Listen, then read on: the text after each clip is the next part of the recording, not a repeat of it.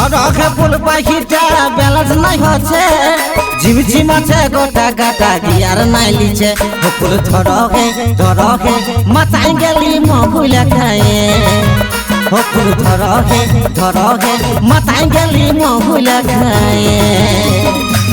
নমস্কার বন্ধু, নমস্কার। আজ আমার হেমলতা সঙ্গীত পুরুলিয়া যে ইউটিউব চ্যানেলটা নতুন খুলেছি, আজকেই একটা নতুন গান করেছি, শুটিং করলাম।